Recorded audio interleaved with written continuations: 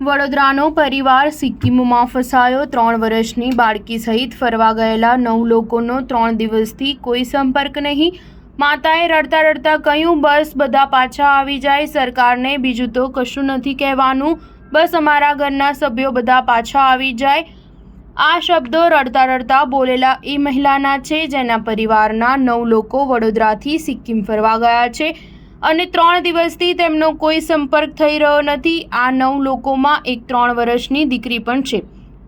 સિક્કિમમાં છેલ્લા 3 દિવસથી ભારે વરસાદ પડી રહ્યો છે। અનેક જગ્યાએ ભૂસ્ખલન અને પૂરમાં સેંકડો મકાનો અને અનેક રસ્તાઓ પણ ધોવાઈ ગયા છે।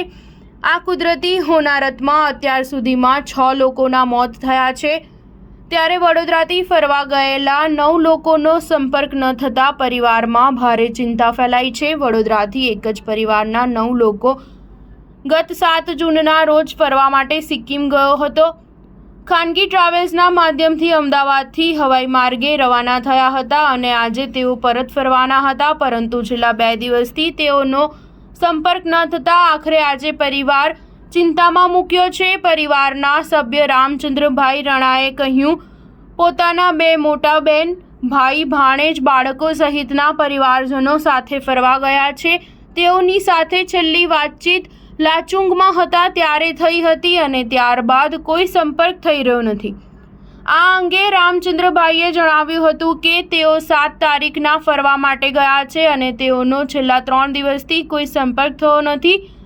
અમારા પરિવારના 9 સભ્યો ફરવા ગયા છે અને તેમાં કોઈ સંપર્ક થયો નથી, જેમાં 3 વર્ષની નાની બાળકી પણ છે। હાલમાં જવાનો કોઈ સંપર્ક થઈ રહ્યો નથી અને અમારો કોઈ સંપર્ક થાય તેવી આશા રાખી રહ્યા છીએ। તેઓ 7 તારીખથી ફરવા ગયા છે અને તેઓ આજે પરત ફરવાના હતા, પરંતુ તેઓનો સંપર્ક થઈ રહ્યો નથી। સ્ટાર ન્યૂઝ 7 હંમેશા સચ્ચાઈની સાથે।